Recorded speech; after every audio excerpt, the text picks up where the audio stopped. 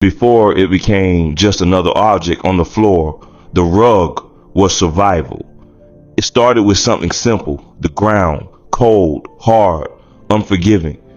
Long before cities, before systems, before comfort became normal, people had to face the environment exactly as it was.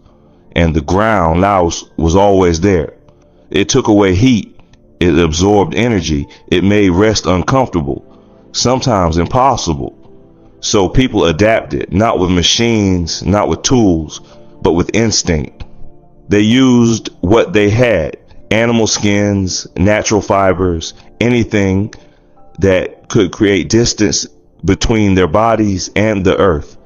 At first, it wasn't precise, it wasn't designed, it was necessary. But necessity creates repetition, and repetition creates understanding. Over time, hands began to learn, not through instruction, but through doing. Fibers were twisted, threads were formed, materials were layered. And slowly, something changed. What was once random became intentional. Surfaces became stronger, structures became stable, patterns began to emerge. And for the first time, humans weren't just adapting to the environment, they were shaping it. That's what the rug really represents. Not decoration, not comfort, control, the ability to take something raw and transform it into something functional, to change reality instead of just reacting to it. And once that shift happens, something deeper changes. Because when you create something with your own hands, you don't just build an object. You change the way you see the world. It didn't stay survival for long because something unexpected happened. As people learned how to create, they didn't just make what they needed, they began to shape it. Some of the earliest known rugs date back more than 2,500 years. In 1949, archaeologists discovered something extraordinary. Hidden in the frozen tombs of Siberia in the Altai Mountains, they found what is now known as the Paziric carpet, a hand-knotted rug preserved in ice for centuries, dating back to around 400 BC. It wasn't simple, it wasn't rough, it was precise, detailed, intentional, meaning that even thousands of years ago, this wasn't just survival anymore. It was craftsmanship. At the same time, across regions like Persia, modern-day Iran, rug making was becoming something even more significant. By around 500 BC, Persian weavers had already begun developing intricate techniques, creating rugs that were not just functional, but symbolic. Patterns began to carry meaning, stories, status. In places like Mesopotamia and later across the Middle East and Central Asia, weaving became part of identity. A rug could tell you where someone came from, who they were, what they believed, because every line was placed by hand. Every pattern required time, focus, precision. Nothing was random, and that changed everything. The rug was no longer just something you used. It became something you expressed, a form of communication without words. Entire cultures were built around this, generations passing knowledge forward, not through books, but through hands, watching, repeating, perfecting, and slowly, skill became mastery. But here's what matters most. This wasn't just about making something. It was about belonging. Because when you create something with your hands, you don't just produce, you connect to time, to process, to meaning. And for thousands of years, this connection was part of life. But connections like this don't disappear suddenly. They fade, replaced by something faster, more efficient, more convenient. And without realizing it, we stopped being creators and became consumers. It didn't disappear overnight. Creation didn't suddenly stop. It was replaced slowly, quietly, systematically. By the late 18th century, something began to change. In 1764, the spinning jenny was invented in England, a machine capable of producing multiple threads at once. In 1785, the power loom followed, automating the weaving process. For the first time in history, fabric could be produced without hands, and everything accelerated. By the early 1800s, textile factories were spreading across Europe.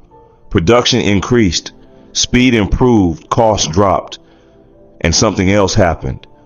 The need for skill decreased. What once took years to master could now be done by a machine, and with that, something essential began to fade. Not immediately, not visibly, but gradually, the connection between the creator and the object started to disappear. By the late 19th century, mass production had become the standard. Objects were no longer made. They were manufactured, identical, repeatable, predictable. And rugs, once symbols of identity, became products. No longer unique, no longer personal. Just something you buy. And this is where the shift truly happened. Because when production becomes easier, creation becomes optional. And when creation becomes optional, most people stop doing it. Not because they can't, but because they no longer need to. And over time, something deeper changes. People stop understanding how things are made. They stop questioning. They stop observing. They just consume. And the skill, the one that once defined cultures, begins to disappear. Not because it lost value, but because it was replaced by convenience. And convenience always wins in the short term, but never in the long term. Today, everything is available. You don't need to make anything. You don't need to understand how it's made. You just choose, click, receive.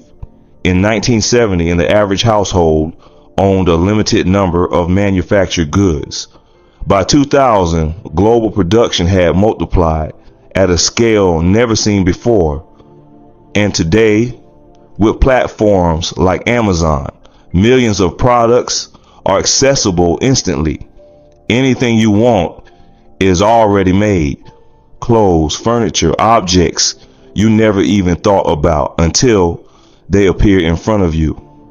And something subtle happens in a world like this. When everything is available, creation feels unnecessary. Why spend time making something when you can get it instantly? Why learn a skill when a machine already does it faster? And slowly, without noticing, people stop creating, not because they lost the ability, but because they lost the need. And when there's no need, there's no practice. And when there's no practice, something begins to fade, not from the world, but from people. Look around. Not everyone was meant to build with their hands, and not everyone needs to. But those who do carry something different, because creation was never just a task. It was a form of expression, a way to leave something behind, to take what exists and give it shape. And when someone chooses to create, they're not just making an object, they're marking a moment, a decision, a piece of themselves placed into something real. And that is something most people never experience. And that's the real shift. We didn't just change how things are made. We changed our relationship with creation itself, from active to passive, from building to consuming. And this is where something important happens. Because when you stop creating, You don't just lose a skill, you lose awareness, you lose control, you lose connection with the process. And without that, everything becomes external. And yet, something didn't disappear. It just became rare. Because while most people stopped creating, some never did.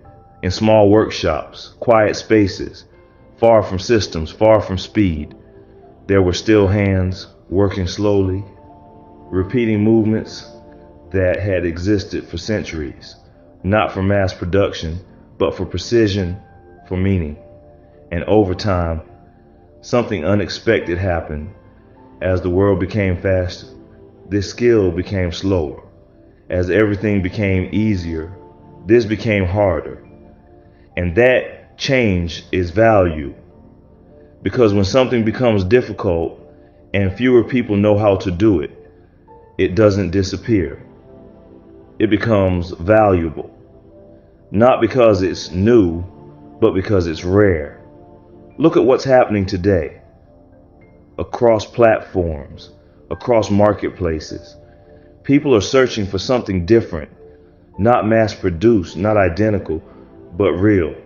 Something made by someone, something that carries time, effort, identity. And this is where the shift begins. Because the demand didn't disappear, it evolved. People don't just want products anymore. They want meaning. They want uniqueness. They want something that wasn't made by a system. And that creates a gap, a space between what exists and what people are looking for. And inside that space, there is opportunity, not for everyone, but for those willing to learn what most people forgot. Because the skill didn't vanish, it waited for the moment it would become relevant again. And that moment is now. But here's the part most people never see. Skills like this don't come back on their own. They require time, guidance, repetition, because creating something real is different from just watching it happen.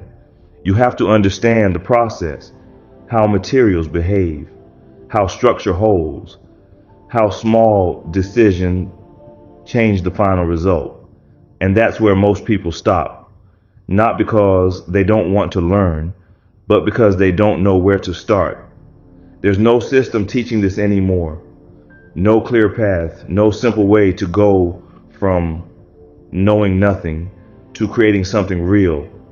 And without that, the skill remains distant, something you admire but never experience. But for those who decide to step into it, there is a starting point. Not complicated, not theoretical, just a process, step by step, the same way it has always been learned. Through observation, through repetition, through doing. There are still places where this knowledge is preserved, where decades of experience have been translated into something accessible, so that someone with no background can begin, not as a professional, but as someone willing to learn. And that changes everything. Because once you start, you don't just understand the process, you become part of it. And from that moment, creation is no longer something distant. It becomes something real. And maybe this was never just about a rug. Not really. Because what changed wasn't the object, it was us. We stopped creating. Not all at once, not intentionally, but slowly. We replaced time with speed, effort with convenience, understanding with access. And somewhere along the way, we stopped participating in the process. We stopped building. We stopped shaping things with our own hands. And when that happens, something quiet begins to fade. Not outside, inside. Because creating something isn't just about the result. It's about what happens while you do it. The focus, the presence, the control, the ability to take something raw and turn it into something real. And once you experience that, even once something shifts, you begin to see things differently. You stop looking at objects as things you buy and start seeing them as things that were built by someone with time, with intention, with presence. And that changes your perspective, because suddenly the world doesn't feel automatic anymore. It feels constructed, and that realization is where everything begins to shift. But there's another part of this that most people don't talk about. Today, a handmade rug can sell for hundreds of dollars, not because of the material, but because of the skill behind it. And this isn't about easy money. It's not fast. And it's definitely not for everyone. But for those who choose to learn it, it can become more than just a skill. It can become a way to create value, to build something of your own, and even to make a living from it. Because in the end, it's not the rug that pays, it's the skill. And when a skill becomes rare, it becomes valuable. And once you see that, you can't unsee it. If something in this connected with you, if it made you pause, even for a moment, leave a comment, not for the algorithm, but for the conversation.